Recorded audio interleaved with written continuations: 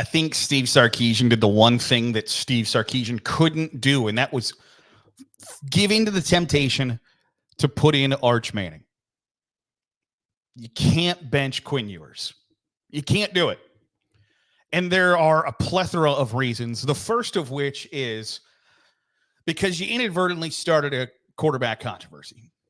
Anytime you're going to take out your starter and put in your backup in the middle of a game where you're losing, that's going to be a byproduct of what happens is people are going to question. Arch Manning is not your average backup quarterback. There are things that come with Arch Manning that no other college football player, and maybe no other college football player in history, the circumstances are not the same. And I don't want to jump too far, but for Steve Sarkisian to not recognize that and not understand that leads to a lot of questions. Do you not recognize the risk involved there? Because now you're going to answer questions until next week. And the second that Quinn Ewers struggles, the second Quinn Ewers takes a sack that you thought, he could have got the ball out, or he throws an interception, doesn't matter if it hit the receiver in the hands, it goes the other way. People are going to say, Arch wouldn't have done that. It's time to put Arch in. And I know that the temptation is there because you've got a really highly touted quarterback sitting behind another really highly touted quarterback. And to manage that is not simple and easy in 2024 with the transfer portal, NIL, et cetera. The players have all of the leverage. But you got to do what's best for you and your team. And maybe Steve Sarkisian thought that, this is the best thing for the team. But at the same time, you don't have to take that risk during the Georgia game because the stakes aren't as high as they once were. Texas didn't have to 100% win that game last night. And that's the beauty of the 12-team playoff, is you don't have to take that chance. You don't have to throw anything against the wall to see if it sticks to try to win every single game. So when Texas goes down 23-0, you don't have to get into full-on, all right, here's what we're going to do to win the football game. You don't have to have that mindset. You don't have to, okay, we're going to burn our best 2-point conversion plays to try to climb back into the game. You don't have to do that. You don't have to say, we're going to take out our highly rated, highly ranked, well thought of quarterback who could potentially be a first-round pick in next year's NFL draft. We're going to take him out of the game, put him on the bench, and put in our other 5-star redshirt freshman quarterback. Like, you don't have to do that in 2024. You don't have to do that. And he did that. And I wonder if you see the entire picture when you get so laser focused and you get so locked in on preparing for an opponent like Georgia, preparing for the SEC schedule, preparing for a game, preparing for a run to a national championship, that you lose sight of kind of the bigger picture. And the bigger picture is you just drove a wedge into your team. Quinn Ewers is a really highly thought of quarterback, not only in, scouting circles and things like that, but his own team, it's very clear, thinks really highly of him. But that doesn't mean that those players are dumb. Believe me when I tell you that inside a locker room, the players know who should be starting over who should be getting more playing time. And when the coaches don't agree, there's not an easier way to drive a wedge into that relationship. But that doesn't mean everybody's 100% consensus. It doesn't mean that it's unanimous, that everybody believes that Quinn Ewers should be the starting quarterback. Because it's real easy to now view this as should it be Quinn, should it be Arch? And that shouldn't exist. It just shouldn't happen. You got to dance with the one who brung you.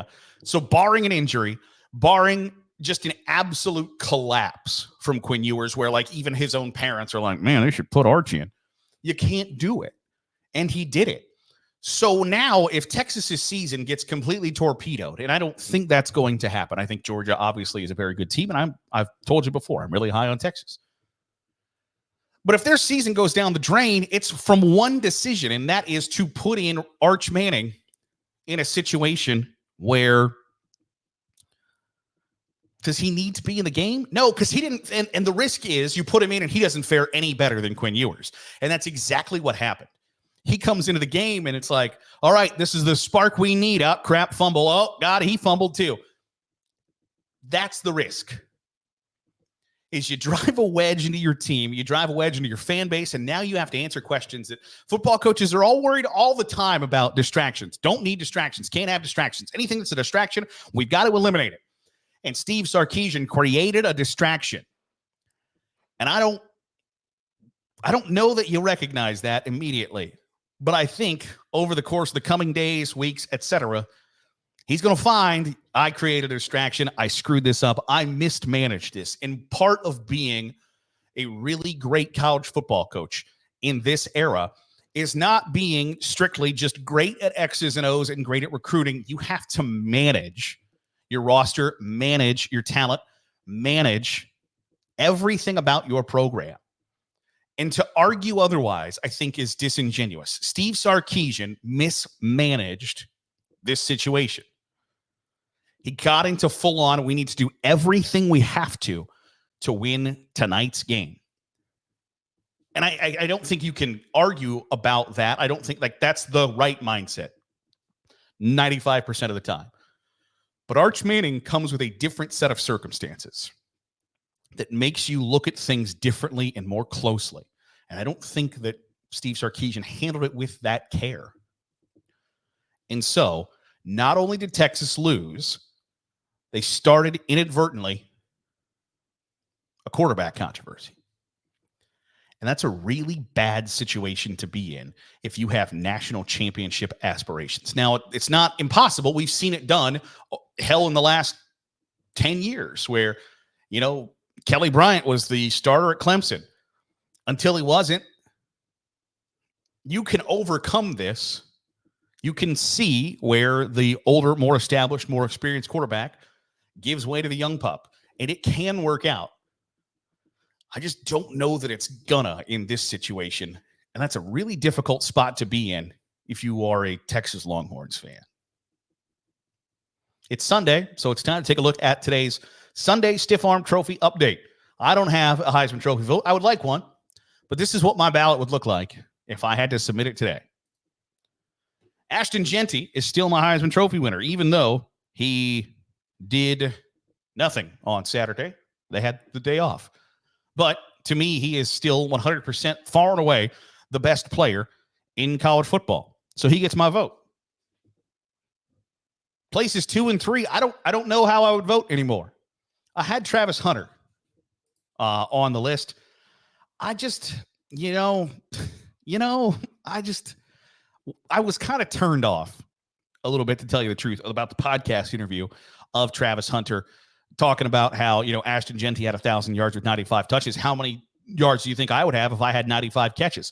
Well, first of all, Travis, that's apples and oranges. So those are two different things. Write that down. But then also, you can't knock somebody else's production and then be like, well, I wish I got the ball more. Bro, the reason your coach is the head coach of your university is specifically so he can coach you and your quarterback. So the idea of well, it's not fair because he's getting preferential treatment and I'm not, that's enough of that. You can go ahead and be quiet now. And I also, I just don't know that Travis Hunter is producing enough to be considered for the Heisman Trophy anymore. Is it a really cool story? Yes, because I think there are more players that should go both ways. But there aren't. And Travis Hunter has kind of proven, he goes 2 catches for 17 yards against Arizona yesterday. Now, on the defensive side, I don't think it's fair to say, oh, he only had 1 tackle. Well, yeah, when you're so good that they don't throw the football in your direction, that helps you. But I don't think a lot of people look at it that way. They're just going, oh, he only had 1 tackle against Arizona. Yeah, when they avoid your half of the field because you're over there, that's really impressive. but offensively, he needs to produce at a much higher level to be considered for the Heisman Trophy. And he's, I think, in like full-on campaign mode to win the Heisman Trophy. And that's just kind of a turn off to me. Like, it just and then I used to have Jalen Milroe at number 3. I think that's obviously and I don't believe Alabama has lost because of Jalen Milroe. But somewhat similar to Travis Hunter, he is not producing at the level that he needs to produce at. Did not run the ball well against Tennessee, threw 2 picks. So I've removed him from a ballot. I would, in their place, I don't know who I would put. Maybe Cam Ward. He got outplayed by Tyler Shuck. He got outplayed by Tyler Shuck on Saturday in against Louisville, where Tyler Shuck went 342 yards and 4 touchdowns.